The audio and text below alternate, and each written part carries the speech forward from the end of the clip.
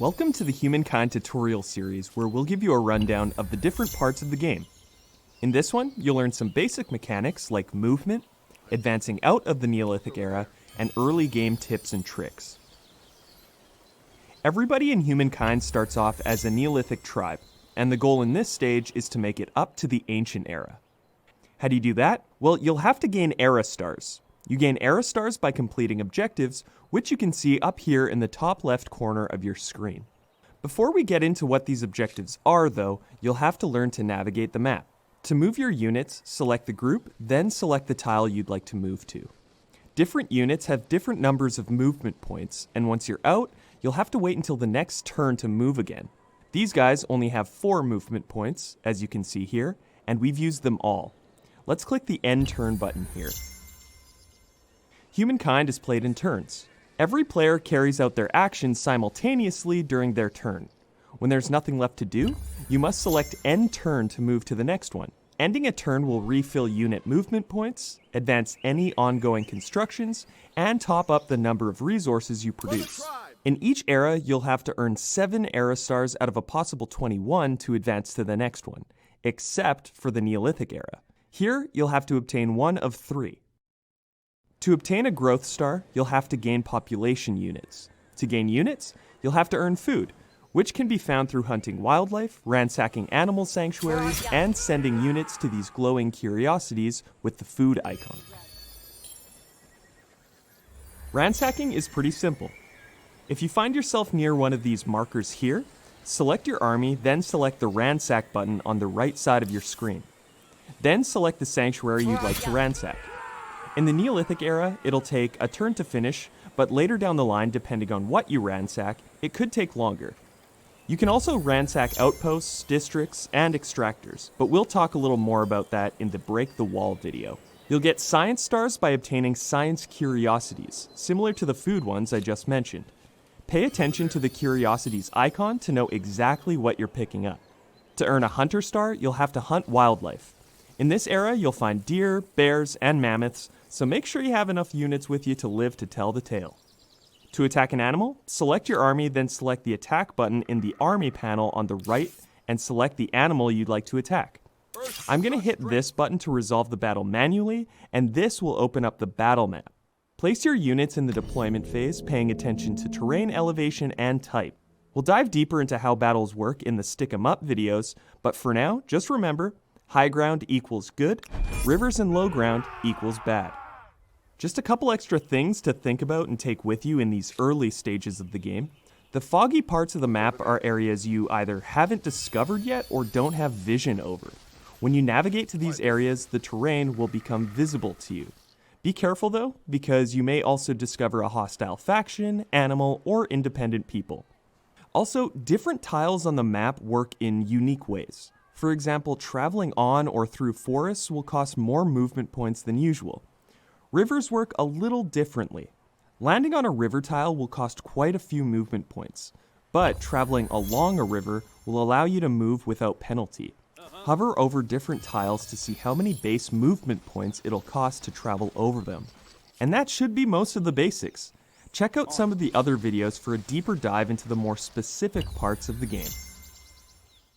Now let's get to building you a big old city, shall we?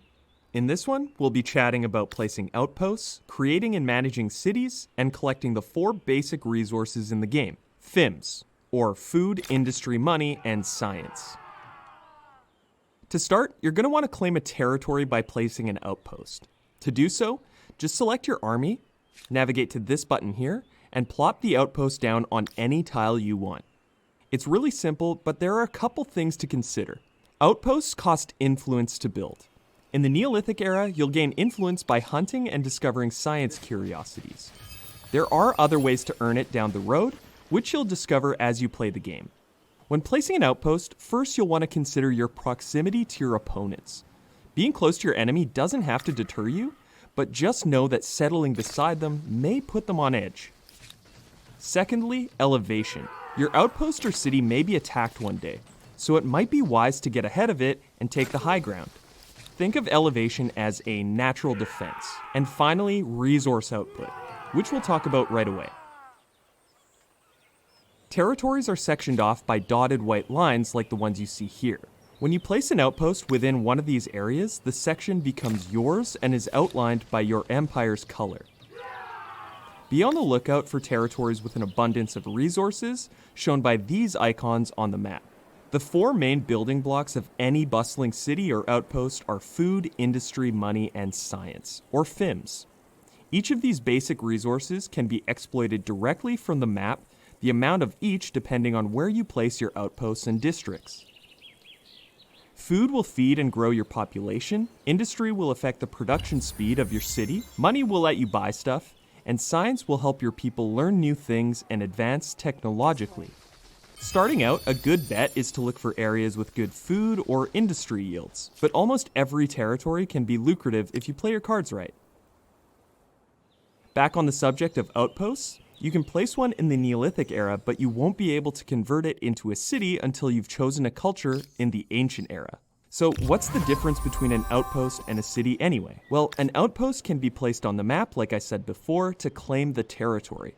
You'll be able to exploit food and industry adjacent to your outpost location, and the game will show you a FIMS pre-visualization when you hover over different tiles. You'll also be able to place resource extractors, but that's pretty much it. You won't be able to grow much economically from there. Converting your outpost to a city is the solution to this problem.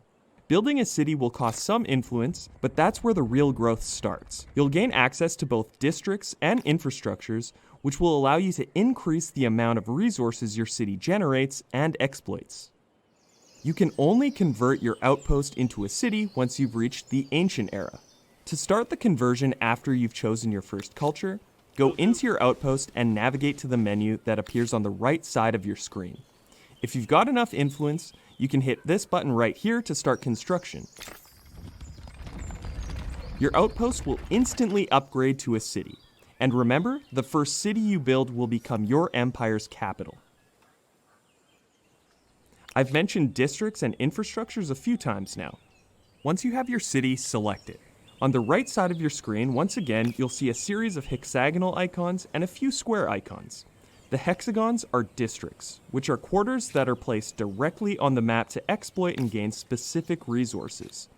For example, let's take the Maker's Quarter, which specializes in exploiting industry and adds an industry population slot. Managing your population will be very important down the line as your population grows. For now, hit the icon to select it. Once you have it selected, you can hover over different tiles adjacent to your city center or any other applicable tiles to see which resources you'll gain from placing it there. You may also see a UI suggestion for where you'll get the most out of your placement, but it's ultimately up to you to decide where you'd like to set it down. The same works for farmers' quarters, except they exploit food instead of industry. Back to the menu, the square icons are infrastructures. These are usually upgrades to your city's resource output, but the difference here is that they are not placed on a tile. Infrastructures are straight upgrades to your city, so you don't have to worry about where to place them or what they exploit off the map. For both districts and infrastructures, hover over their icons before you queue them up to know exactly what you'll be exploiting or gaining. Once you select an infrastructure or place a district, you'll see that your constructions queue up in the order that you start them. Everything you build in your cities costs industry to complete. Let's say you earn 100 industry per turn, and the district you like to build costs 400. It'll take 4 turns to complete that district, assuming your industry income remains the same each turn. Every turn, industry is contributed to the construction and continues to do so until enough has been put in to complete it. If there's anything left over, that industry will be carried over to the next thing in your queue. The same process is used for researching technologies, only it uses science, not industry. If you're feeling a little impatient, you can also just buy out the whole construction with money, or, after some research, population. Be careful though, it can get a little pricey the further off it is from being completed. There's still a lot more to go through when it comes to city management in Humankind, so in the next one, we'll dive a little deeper into how you can make your cities more lucrative. So we've already discussed building you a nice little city to live in, but there's a lot to go over on the topic. So we thought we'd make another video covering how to keep that city on the right track. In this one, we'll cover maintaining stability, attaching territories, and exploiting luxury and strategic resources. One of the most important things you'll need to keep an eye on when it comes to your city is stability. When your people are happy and healthy, they're more productive. When they're not, well, they're not. Your stability meter shows how stable your city is. The higher you are on the meter, the more loyal your people will be. The pink area on the meter is your current stability value. As you can see though, there is another portion indicated in white. This is your target stability, which is where your stability is trending. From where you are currently, your stability will either increase or decrease by 5% every turn until it hits the target value. When your stability gets too low, things start to go downhill fast. Once you start to dip below 30% stability, your city will become unstable. Your people will become mutinous, refusing to build most districts, stability-enhancing quarters and shared projects being the exceptions, and eventually leaving altogether, and that's one more enemy you'll have to deal with. How do you maintain stability? There are a couple ways. First of all, keep an eye out for districts and infrastructures that improve the pink stability icon. These will increase stability and make your people happier. Also, try to keep the number of cities you own within the set limit. You can see how many cities you can own without penalty up here in the top right corner of the screen. If you found more cities than this number, you will receive penalties to your influence income. But what if you want to expand further? You have a couple options here. First, you can increase the number of cities you can build by advancing to certain cultures or researching new technologies. We'll talk about that in a second. You have another option though. In Humankind, you can attach adjacent territories to create larger ones, which will allow you to rule over more territory and add to the resource output of the original cities. It will also help with city management and will allow you to apply wonder bonuses to more districts if you've discovered one in your original territory. We'll talk more about wonders in the One to Remember video. To attach territories, one of them must already contain a city. Select the original city, and above the target outpost pin, you should see an attach button. If you've got the influence to spend, hit that, and voila! Damn, that's one big city you've got there. Be careful though, attaching cities will cause them to grow quickly, which will also decrease stability. That's something you'll have to learn to balance. You may have already noticed some icons that look like this on the map. These are luxury and strategic resources. You use strategic resources to help create more advanced districts and units, and you can also sell them for some sweet cash. For example, horses will allow you to create mounted and chariot units. Luxury resources will provide bonuses to your empire, improve stability, and like strategic resources, can be traded too. To get your hands on them, you'll first have to research Calendar to gain access to the Artisans Quarter. We'll talk more about research in the Knowledge is Power video, so let's just assume you've already finished researching this technology. The Artisans Quarter allows you to exploit all those fancy luxury resources in your territory. To set those up, select your city, then select the Artisans Quarter and place it directly onto the luxury resource deposit you're looking for. You can also queue it up by hitting the resource icon on the map. To extract strategic resources, you'll have to research specific technologies that allow you to do so, but the extractors work just like the ones for luxury resources. City management is super important in Humankind. It's one of the main pillars of a successful empire. There's even more that goes into managing your cities, but hopefully we've provided you with all the info you'll need to go off and figure those out on your own. Good luck, your people need you. Welcome back. In this one, we're talking all about science, specifically researching technologies and exploiting the resource. In the Neolithic era, you can only get your hands on science by obtaining science curiosities. You won't have anything available to spend it on until you get to the Ancient era though, so just keep that in your back pocket until you get there. Once you've chosen your first culture, that's when you can start making use of it. After arriving in the Ancient era, the science icon in the bottom left corner of your screen will appear. This is where you'll spend your science income. New technologies will essentially give your empire access to tools to help advance your empire through history. It's how you obtain stronger units, improve districts, new resource extractors, and much more. The more advanced you get, the more resources you'll require. Hence, the need for luxury resources. Before we get into how to start researching, we need to talk about how to get your hands on science to begin with. We already mentioned that you'll be able to find some by obtaining curiosities in the Neolithic era, but the real income starts building once you've got yourself a city. Science income is slightly harder to come by at the beginning of your playthrough than, say, food or industry. Your city does not automatically exploit it right off the bat, so you'll have to place dedicated districts and complete science infrastructures to build up your income, as well as assign population to work as scientists.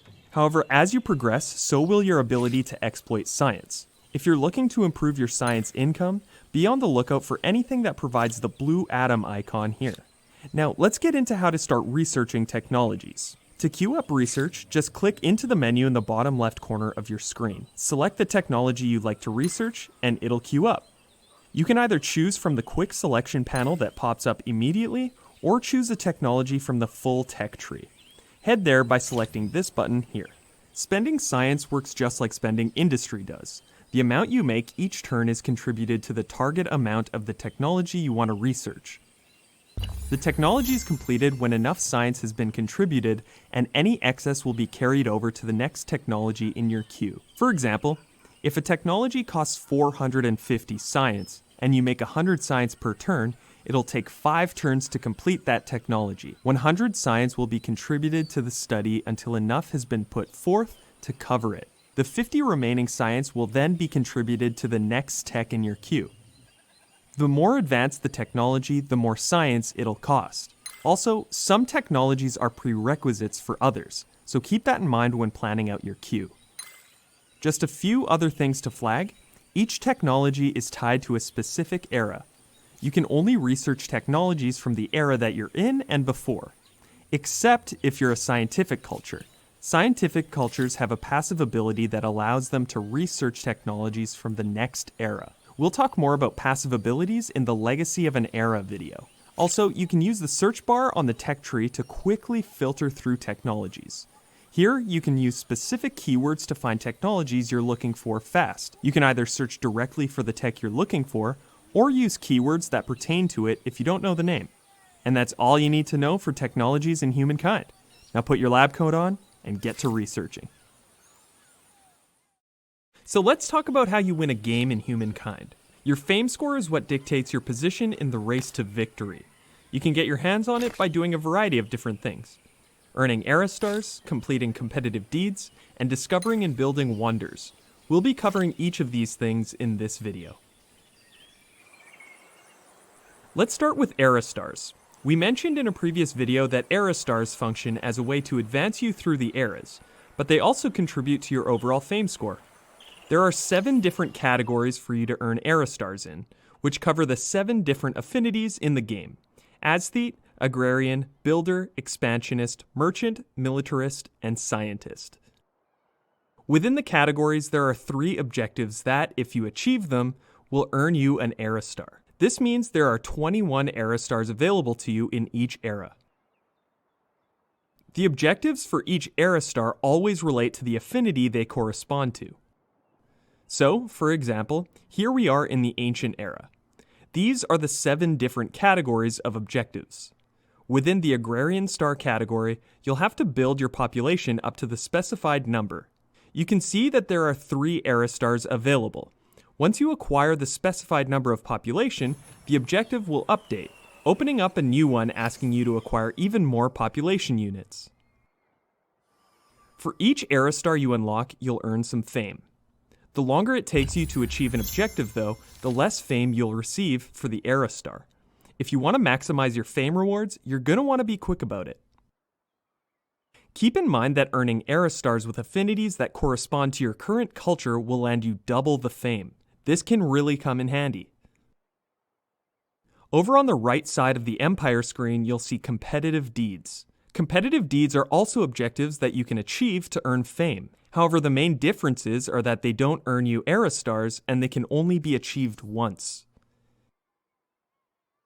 The same competitive deeds are available to all players, so they will all be working to complete them and take advantage of their fame bonuses.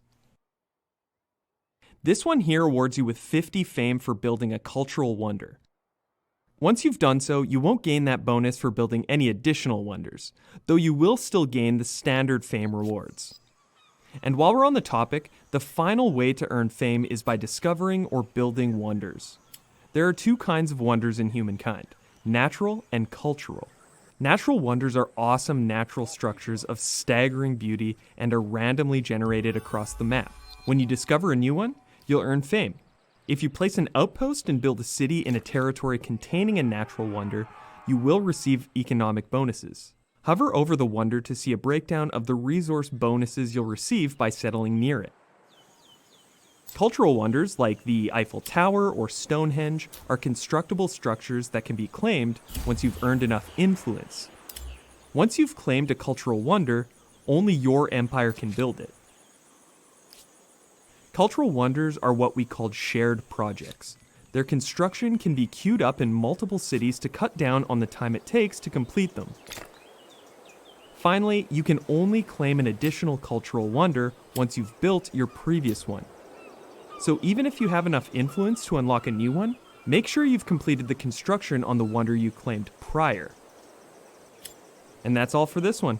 Now go win yourself a game of Humankind. Follow me. Humankind is all about letting you create these wonderful what-if scenarios of human history.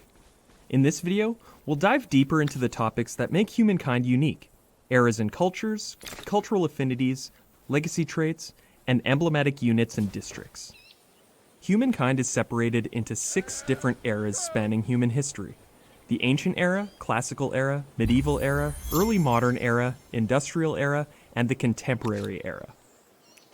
We've already covered how to make it to the ancient era, so if you haven't yet, feel free to go back and watch the basics video for more info on that.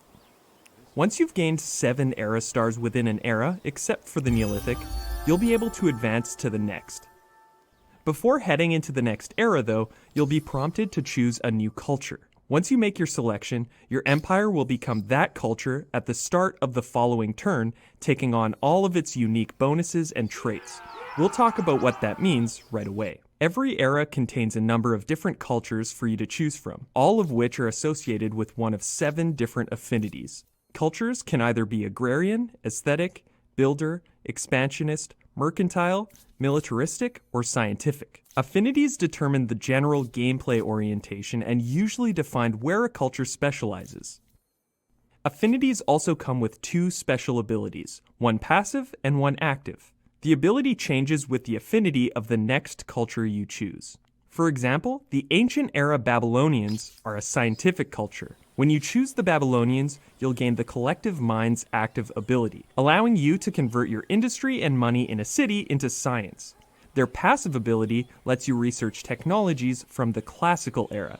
Now, if you choose the Carthaginians in the classical era, you will lose the scientific ability and gain the merchant ability, because Carthage is a merchant culture. Each culture also has an associated legacy trait. Legacy traits are unique bonuses you gain from choosing a specific culture. No 2 cultures have the same legacy trait, and the bonus is something you'll want to consider when choosing a new culture. Unlike affinity abilities, you will hold on to each legacy trait you gain through the eras. By the contemporary era, you will have 6 different legacy traits, each providing different bonuses to your entire empire. Mixing and matching the different traits through the eras is part of the fun in finding a combination that works best for your playstyle. On top of affinity bonuses and legacy traits, each culture also has both an emblematic unit and emblematic district. Like legacy traits, these are unique to each culture. Your emblematic units may require some research to gain access to them and specific resources to create them. Be on the lookout for any technologies that give you access to units with a shining golden border like this one. You'll immediately gain access to emblematic districts when you choose a new culture. Emblematic units and districts work exactly like their standard counterparts. You'll queue them up in your cities. You'll place districts directly on the map and use up population and strategic resources to complete your units. The caveat is that you can only place one emblematic district per territory per culture. Just like other districts and units you can queue up in your city, hover over your emblematics to see what unique exploits and bonuses you'll receive from them. Finally, there is an exception to the topics we've mentioned in this video. When choosing a new culture, you have an additional option on top of the new cultures you are presented with. That is cultural transcendence. Cultural transcendence is when you transcend your current culture to the next era. If you've chosen the Babylonians in the ancient era, you will have the option to transcend and bring them into the classical era instead of choosing a new culture. If you want, you can keep doing this right up until the contemporary era. There are both drawbacks and benefits to doing so. The negative is that you will not gain a new legacy trait, emblematic unit, or emblematic district. You will retain the ones you had in the previous era. This means that you will not be able to take advantage of an extra trait and your emblematics may become obsolete faster. However, the main draw for transcendence is the fame bonus. The fame rewards you gain when you've transcended your culture are higher than if you choose a new culture. So you will rake in more fame than some of the other cultures that have traditionally advanced to another. We want to give you as many options as possible to play Humankind your way. Hopefully, this helps you do that. Off we go. In Humankind, your relationships with the other empires can be the difference between sweet victory and humiliating defeat. In this video, we'll cover the friendly parts of the diplomacy system, starting discussions, trade, treaties, and alliances. As you explore the map in Humankind, you may run into another empire at any point. When you do, you'll get a notification and the other empire's icon will appear in the top left corner of the screen, to the right of your empire info. Whenever you'd like to tend to your diplomatic relations with any of the empires, you can just select their icon here and you'll be taken directly to the diplomacy screen with that empire. Here, it looks like we've found the Zhou. Let's introduce ourselves. To do so, just hit their icon, then hit Introduce Yourself here. The other empires may also introduce themselves to you. While we're here, let's get to know this screen a little bit. Headlining your diplomacy screen is your diplomatic relations state. Once you've met the other empires, your relationship with them will be defined here. When you hover over your relationship status with another empire, you'll get an overview of the abilities that are available in this state. You'll also notice 4 different tabs near the top of the diplomacy screen. We won't get into the crisis tab in this video, so let's just focus on the other 3 for now. First up, the relations tab. Here you'll be able to declare war, which we'll talk about in the Best Enemies Forever video, and propose an alliance, which we'll get to right away. You can see an overview of your relation states and your opponent's relation states with the other empires. You can also hit this button here to see a summary of your relationship history with this opponent. The Trade tab is all about importing and exporting resources. You can purchase both strategic and luxury resources your opponent is collecting, and you can see which resources you are selling to them too. Hit this Export-Import toggle to view the relative trade routes on the map. To purchase a specific resource, hit the arrow next to the resource and hit Buy to see an overview of how much it'll cost you. Hit this button to confirm if you're prepared to pay them for it. You can also do so by selecting the icon right on the map. An important point to bring up here is that you're purchasing access to the resource, not stockpiling it. If you are purchasing 1 iron from another empire, you can build 5 constructibles that require 1 iron within the same turn. However, the option to purchase resources from another empire will be closed to you until you sign a trade treaty with them. This is where the Treaties tab comes into play. Treaties are additional accords that can be added onto a peace or alliance state, adding 1 or more diplomatic abilities on both sides of the relationship. Trade treaties affect your ability to trade luxury and strategic resources. Information sharing will allow you to share map information. Border policy affects your ability to travel through this empire's territory, and military accords affect your ability to skirmish with them. To propose a treaty, simply hit the one you'd like to enact. The other empire can accept, refuse, or counter the treaty. Are you interested? This sounds like a good deal. I'm not interested. Not at all. No. So that is your choice. If they choose to counter, you will have to pay the specified amount to enact it. If you don't want to make the payment, you can refuse the counter proposal. No, thank you. Take your feeble proposal elsewhere. I heard you. Finally, to propose an alliance with another empire, hit Propose Alliance on the Relations tab. If they accept, you will open up new diplomatic abilities. Both of our aspirations. These will favor closer cooperation between your empires. You will also unlock treaties that can strengthen the alliance and make information and resources more readily available to the other empire. Proposing these work exactly as standard treaties do. This is all just the beginning of the diplomacy system in Humankind. In the next video, we'll talk a little more about the more hostile side of your relationships with the other empires. We've covered how to play nice with the other cultures. Now, what about the other side of diplomacy? In this video, we're going to talk about attitude, grievances, war, and war support. Buckle up. To start, let's head back into the diplomacy screen. Up near the top right-hand corner of the screen, you'll see a word that represents this empire's attitude toward you. An empire's attitude towards your empire is determined by many different things: how large your armies are, how well you're doing overall, your proximity to them, trade, grievances, treaties, skirmishes. Nearly everything you do influences how another empire feels about you. Attitude is a good indicator of where you stand with another empire. The more positively they feel about you, the more likely they are to cooperate with you. If they feel negatively about you, trouble may be a brewing. What kind of trouble? Well, now's the perfect time to talk about hostile relationships in Humankind. Grievances represent crimes committed by another empire and provide an opportunity for you to renounce the violation or demand reparation. They can be used to either improve an empire's attitude toward you or justify a war against them. You will pay or suffer. Grievances can be found in the Crisis tab on the Diplomacy screen. When one appears, you'll have 10 turns to decide whether to demand reparations or renounce doing so. After that, it'll be renounced automatically. To make a decision, hit the grievance in question, then simply select your decision. Renouncing is a gesture of good faith, forgiving the other empire for their wrongdoing. Water under the bridge. You'll gain war support for renouncing, though, so it's more of a forgive but don't forget situation. We'll cover war support right away. Demands, on the other hand, are not so friendly. What you demand from the grievance entirely depends on what the grievance involves. Aggression grievances justify the demand for monetary compensation. Ideological grievances justify the demand for changes to the opposing side's civics.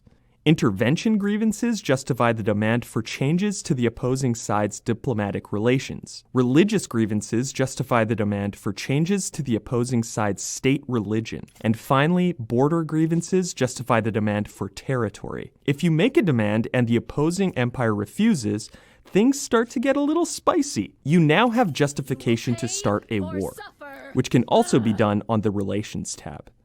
However, once you have 80 war support, you're able to declare a just war whether or not your demands have been refused. Enough delay. Keep in mind that you can initiate a surprise war at any time, assuming you have enough war support. But without the justification, this is seen as a barbaric act. You'll receive the traitor reputation badge, and the other empires will take note of this. Once war has been declared, armies can attack and bombard one another no matter where they are on the map. You can also move into the opposing side's territory, which normally requires the two empires to sign a treaty or playing as an expansionist empire. The war ends once one side has either accepted or forced the other's surrender, and a comparison between the two sides' war support defines the reparations the loser will have to pay the winner. So what is war support? War support represents your empire's overall morale and animosity toward another. It is measured by this bar here on the diplomacy screen and spans from 0 to 100. You gain and lose support through many different means: winning and losing skirmishes, new grievances, demands both empires have made, etc. Hover over the war support bar to see how much you are gaining or losing and why on any given turn. Once either empire's war support has hit 0, the war is over and the losing side must agree to whatever surrender terms the winner suggests. Surrender terms at the end of a war depend on how the war played out. If you won by the skin of your teeth, you won't be able to make as many concessions. If it was a landslide victory, you'll be able to demand more from the losing side. And that's it for the hostile side of the diplomacy system. There's still a lot more to cover in the game, so stay tuned to learn even more. Sometimes you've got to drop the gloves and show your enemy who's boss. This video is all about the art of battle. We'll be talking about battle management, unit stats and types, and how to come out victorious. When you come across an animal or an enemy army, you can ignore them, or, start a fight. Before diving in though, you can preview the balance of power between your army and the opponent's. Just select your army and hover over the defending units. Hover over slightly longer to preview the battle area and deployment zones, which we'll talk about right away.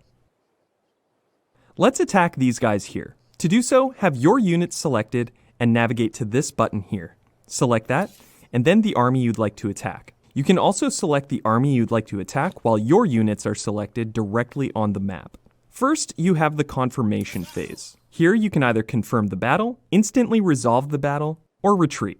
If you choose to retreat, your army will use up all of its movement points to get as far away from the battle as possible. Armies that have retreated on their previous turn will only regenerate a fraction of their movement points at the beginning of the following turn.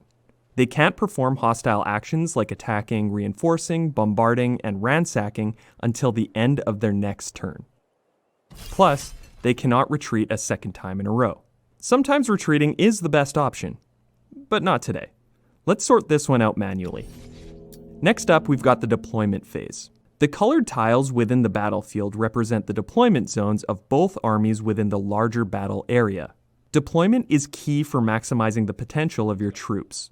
As you play the game, you'll learn where different units should be positioned to make the most of what they can do. We won't spoil that for you here though. What we can tell you is that you should always consider attack range, terrain type, and elevation. Some troops specialize from further away, and some need to be up close and personal to perform a meaningful attack. Different tiles sit at different elevations, and because battles take place on the same map that you play on, those elevation levels are present and make a huge difference in battle. You are always at an advantage when attacking from the high ground, and you're always in for a heavy hit when on the low ground. Terrain types like rivers and forests also have an effect on your attacks and how much damage you take when you're on them. Hover over different tiles to see more info on what those effects are. After the deployment phase, the battle starts. In Humankind, battles span multiple turns depending on how large the battle is. The more units involved, the more turns it will take. Within each turn, there are 3 battle rounds where you and your opponent will alternate giving orders. Once the 3 battle rounds are done, you'll have to wait until the next turn to continue. The number of remaining turns and rounds can be found in the top panel here. There are 2 ways to win battles. Eliminate all of the enemy units or, as I mentioned previously, be in control of the opposing team's flag at the end of any turn. To control the flag, you must have a unit standing on the flag tile, which looks like this. Moving your units and attacking other units works just like it does out of battle. Just select your units, then select the tile you'd like to go to or attack. Before we end the video, there are a couple unit stats that you'll want to take note of both in and out of battle. Unit health is a simple one. Every unit starts with 100, and when they get down to 0, they're gone. Health is recovered over time when inside friendly territory, but you can also speed up the process by spending some money here. Movement points dictate how far your units can travel. Combat strength is a measure of how strong your units are. Attack range defines how far the unit can attack from. Vision defines how far the unit can see. Veterancy is the overall level of your units. Units gain experience when they fight other units, and once they've earned enough, they'll jump up a veterancy level. This will increase their combat strength. Upkeep defines how much money is required per turn to maintain your units. Finally, unit type defines where your units specialize. The most common land unit types are scouts, melee, cavalry, and archers. Each type has its strengths and weaknesses, so take these into account when thinking about army composition. You can see unit info by selecting them. You can also hover over their icons before queuing them up in your cities to learn more. There's still a lot more to cover when it comes to battles, so we'll go into even more detail in the second part of this one. Let's take this time to dive a little deeper into the specifics of battle in Humankind. In this video, we'll talk about reinforcements, aerial warfare, and nukes. When you initiate a battle with your opponent, it usually starts as one group of units against another. However, in Humankind, battles can expand to include more than just the attacking and defending armies. Reinforcements are additional armies that can join a battle after it has started. Once you've researched the appropriate technology, you can bring in troops from outside of the battle area to provide the initial army with a little extra help. An army caught inside the battle area will automatically be included in the deployment phase, while armies outside of the battle area will have to make their way into it. The latter units can only be included if either the tile they're headed to is part of your deployment zone, or it's your turn to give orders during combat. If your deployment zone is too small to fit all your reinforcing units, the armies will sit in a bunch until there is enough room to deploy the units individually. These units are called reserves and are visible in the Reinforcements tab on the battle screen here. From here, you can drag and drop your reserves to determine the order you'd like them to arrive. Spawn points for reserves look like this. If this tile is unoccupied, you can deploy your reserves from here on your turn. If an attacking or defending unit is standing on the tile, you will not be able to deploy your reserves, so make sure it's cleared out. Near the end of Humankind's industrial era, you'll likely gain access to aircraft. There are two families of aircraft that can be built once you've constructed an airfield: bombers and fighters, both of which can be queued up in your cities just like constructing other units. Bombers can be used to strike the opponent's cities or armies, or provide your units with fire support on the battlefield. Fighters are mostly used to support other planes and to protect your territory. They will also patrol territories adjacent to where your airfield is located. Patrolling units provide vision and protection against enemy aircrafts and will automatically interfere with any hostile airstrikes that target areas within protected territories. There is also multi-role aircraft that fill both the bomber and the fighter archetypes. Fighters and bombers can both perform airstrikes by hitting this button here when the planes are selected. However, keep in mind that everything in the vicinity of the strike will take damage, including friendly units and districts. Missiles are a simpler type of air unit that can only be used to perform airstrikes. Unlike bombers, though, missiles can't be intercepted by enemy air patrols and are always destroyed after one use, so make them count. To build missiles, make sure you have a missile silo first. You'll then be able to queue them up in your city like units and planes. Finally, let's talk about nuclear weapons. To start, you'll have to make sure you've got the nuclear fission technology researched. This will give you access to the nuclear proliferation civic that will unlock nuclear tests. To finally build a nuclear weapon, you'll have to complete at least one nuclear test national project. You'll also have to make sure you've got a missile silo built in the territory you'd like to queue up the nuke.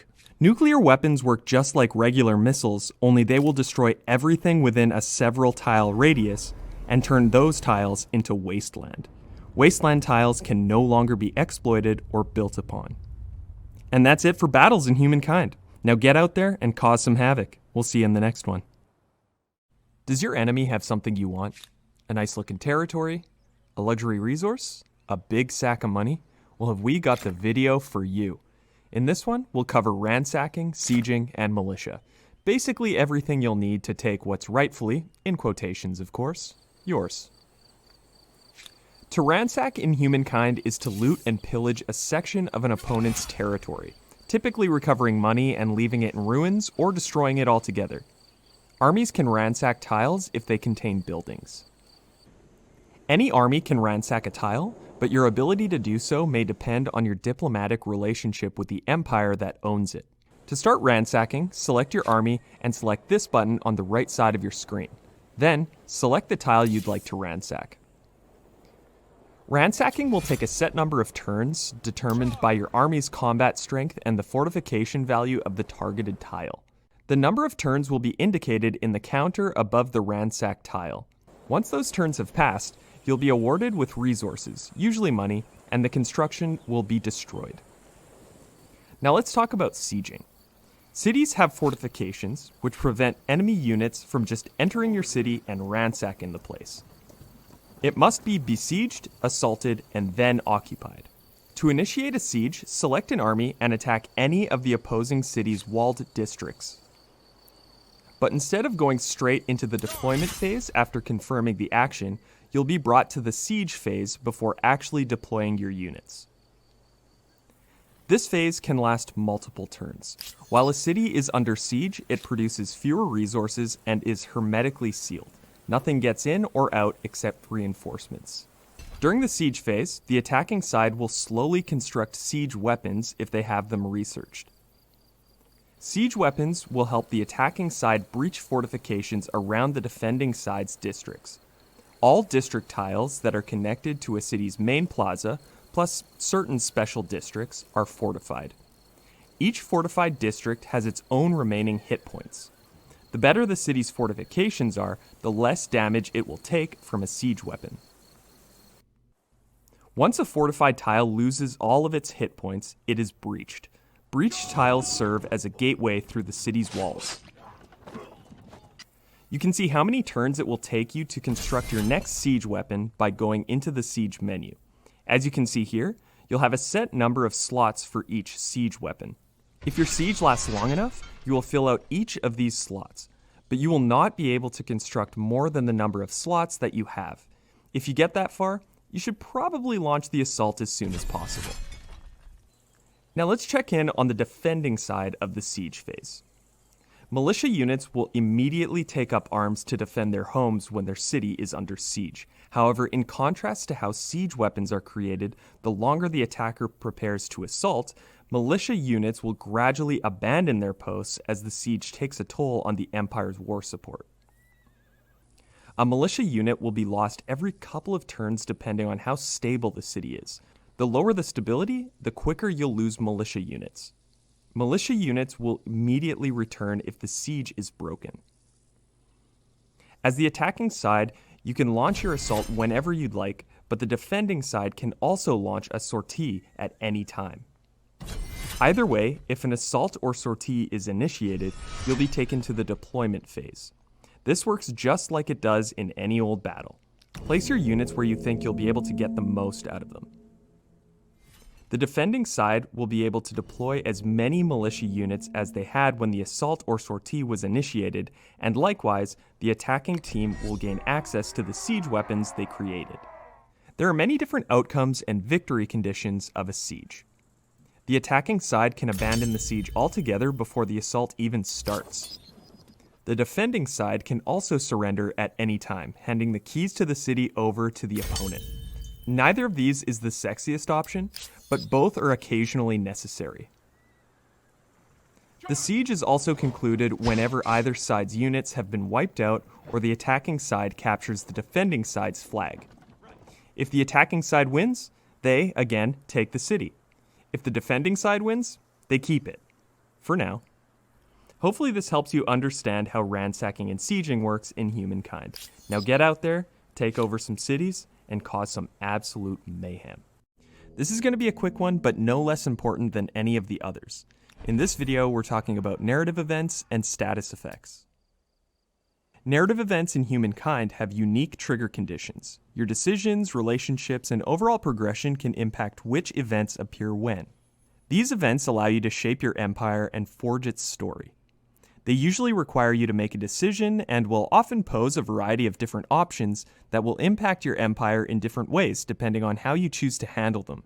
Some narrative events can also trigger other narrative events. They could appear as direct consequences that come up right after you've made your decision, or consequences down the line, where a choice made in a previous era circles back centuries later. Hover over the different options you're presented with to see their potential effects on your empire. The choices you make can either have permanent or temporary effects. The more permanent effects can include gaining money, resources, extra units, or being forced into particular civics choices. Your decisions will also have an effect on your ideologies, which is a topic we discuss in the Keep It Civil video. The temporary effects usually involve a status being added to a city or a unit. Status effects alter the attributes of whatever they're attached to, but they only apply for a certain number of turns. After that, the city or unit's attributes go back to normal, assuming they don't have any other status effects applied to them. Some statuses inflict a penalty onto the city or unit, while others can bring benefits. For example, the Defiant status will cause the stability of your city to decrease for a certain number of turns, while the Bountiful status will apply a bonus to food production. You can find more information about the status effects applied to your cities or units by selecting them.